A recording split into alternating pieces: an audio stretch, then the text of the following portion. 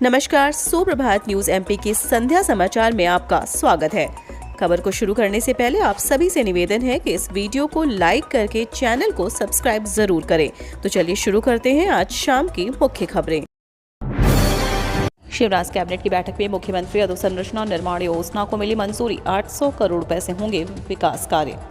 मुख्यमंत्री शिवराज सिंह चौहान की अध्यक्षता में आज सुबह कैबिनेट की बैठक हुई। मंत्रालय में हुई इस कैबिनेट की बैठक में कई अहम निर्णय लिए गए। इस बैठक में मुख्यमंत्री अधोसंरचना निर्माण योजना की शुरुआत करने का निर्णय लिया गया। इस योजना के तहत प्रदेश के नगरीय निकायों में विकास कार्य होंगे। इसके लिए वर्ष 2022 और 2023-24 के लिए 800 करोड़ रुपए का प्राविधान होगा। आउटसोर्स कर्मचारियों के बाद मध्य प्रदेश के 70,000 बिजली कर्मी भी आज से हड़ताल पर। मध्य प्रदेश में अगले कुछ दिनों में बिजली आपूर्ति की व्यवस्था चरमरा सकती है। 45,000 आउटसोर्स कर्मचारियों, 5,000 संविदा कर्मचारियों के बाद 70,000 से ज्यादा बिजली कर्मचारी आज से हड़ताल पर चले गए। ये सभी कर्मचारी United forum for power employees and engineers के बैनर तले अपनी मांगों को लेकर काम बंद हड़ताल शुरू किया है। इस दौरान लोगों को ना तो नवीन बिजली कनेक्शन मिल सकेंगे और ना ही फॉल्ट सुधारे जा सकेंगे। आउटसोर्स कर्मचारियों के बाद बिजली कर्मचारियों की हड़ताल लोगों की मुश्किलें बढ़ा सकती है। माध्यमिक शिक्षक भर्ती के लिए स्कूल का विकल्प देने का आज अंतिम दिन। प्रदेश के सरकारी स्कूलों में नई नियुक्तियों के लिए इन दिनों माध्यमिक शिक्षकों की भर्ती प्रक्रिया चल रही है। इसके तहत शिक्षक पात्रता परीक्षा में चयनित अभ्यर्थी आज तक स्कूलों का चयन कर सकते हैं। इस संबंध में लोक शिक्षण संचालनालय ने आदेश जारी किए थे। ओबीसी आरक्षण मामले में सॉलिसिटर जनरल रखेंगे पक्ष। हाईकोर्ट में अगली सुनवाई 13 फरवरी को। मध्य प्रदेश में अन्य पिछड़ा वर्ग आरक्षण 27% किए जाने के संबंध में दायर 63 याचिकाओं पर सुनवाई जारी है। सोमवार को भी जस्टिस शील नागो तथा जस्टिस वीरेंद्र सिंह युगलपीठ द्वारा सुनवाई की गई। युगलपीठ को बताया गया कि प्रकरण में सरकार की तरफ से सॉलिसिटर जनरल पक्ष रखेंगे। युगलपीठ ने याचिकाओं पर अगली सुनवाई 13 फरवरी को निर्धारित की है।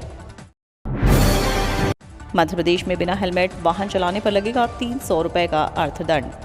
प्रदेश में बिना हेलमेट वाहन चलाने पर अब 300 रुपए अर्थदंड लगेगा। परिवहन विभाग ने पूर्व में प्रस्तावित दरों में संशोधन करके एक बार फिर निर्णय के लिए कैबिनेट प्रस्ताव भेजा है, जिस पर आज निर्णय हो सकता है। विभाग ने पहले 500 रुपए अर्थदंड प्रस्तावित किए थे। मंत्रियों ने इसे दोगुने अर्थदंड के प्रस्ताव को अव्यवहारिक बताकर असहमति जताई थी। इसके साथ ही आजीविका मिशन से जुड़े स्व सहायता समूहों को 2% अतिरिक्त ब्याज अनुदान देने पर निर्णय लिया जाएगा। 1 फरवरी को पेश होने वाला है बजट। इस शब्दावली के जरिए आसानी से समझ सकते हैं अपने काम की बात। केंद्रीय वित्त मंत्री निर्मला सीतारमण की ओर से 1 फरवरी को बजट पेश किया जाने वाला है। यह मोदी सरकार के दूसरे कार्यकाल का आखिरी पूर्ण बजट होने वाला है। इस कारण बजट में कई महत्वपूर्ण ऐलान हो सकते हैं। ऐसे में आपके लिए बजट को समझना जरूरी है। हम अपने लेख में बजट से जुड़े कुछ महत्वपूर्ण शब्दावली लेकर आए हैं जो इसमें आपकी काफ़ी मदद करेंगे। सकल घरेलू उत्पाद किसी भी देश की भौगोलिक सीमाओं के अंदर एक वित्त वर्ष में उपयोगकर्ता द्वारा उपयोग की जाने वाली वस्तुओं और सेवाओं का मौद्रिक मूल्य होता है। इसमें सरकार की ओर से प्रदान की जाने वाली रक्षा, शिक्षा, हेल्थ सर्विसेज को भी शामिल किया जाता है। खंडवा मंडी में लगी गेहूं की बोली। किसान बोला मेरा तो नसीब ही चमक गया। कृषि उपज मंडी में सोमवार से नए गेहूं की आवक शुरू हो गई है। नया गेहूं मुहूर्त में 6,711 रुपये क्विंटल बिका। मुहूर्त में गेहूं खरीदी के लिए व्यापारियों ने सबसे ऊंची बोली लगाई। मंडी के इतिहास में यह पहला मौका रहा जब किसी किसान का गेहूं इतने अधिक भाव में बिका। उपज बिकने के बाद किसान की खुशी का ठिकाना नहीं रहा। उसने कहा कि मेरा तो नसीब चमक उठा। सोमवार को मंडी में केवल एक ही किसान तुलसीराम चौहान निवासी भीलखेड़ी 5 क्विंटल नया गेहूं लेकर आया था। चूल्हे के भभकने से गई थी जान। इंडियन ऑयल को देना होगा 8 लाख रुपए का मुआवजा। चूल्हा भभकने से हुई मौत के मामले में जिला उपभोक्ता आयोग ने gas company Indian oil corporation को मृतक की पत्नी को 8 लाख रुपए मुआवजा देने का आदेश दिया है। इंदौर के न्यू गौरी नगर निवासी अजय जैन 25 मई 2020 को चूल्हा भभकने से झुलस गए थे। उन्हें तुरंत पहले एमवाई अस्पताल और फिर बॉम्बे अस्पताल में भर्ती कराया गया, लेकिन उनकी जान नहीं बच सकी। उपचार के दौरान 11 जून 2020 को उनकी मृत्यु हो गई। मृतक की पत्नी अंजना जैन ने इंडियन ऑयल कॉरपोरेशन और पीहू गैस एजेंसी के खिलाफ जिला उपभोक्ता आयोग में मुआवजा राशि दिलाने के लिए परिवार प्रस्तुत किया था। चुनावी साल में सरपंचों को सीएम शिवराज की सौगात। 15 से बढ़ाकर 25 लाख रुपए की गई वित्तीय सीमा।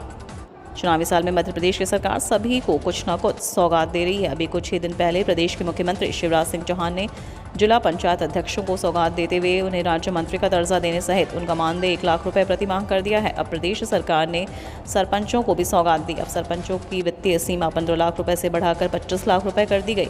इससे ग्रामीण सरकार अपने गांव में विकास बेहतर ढंग से करा सकेगी। मध्य प्रदेश के सरपंचों के लिए अच्छी खबर सामने आई है।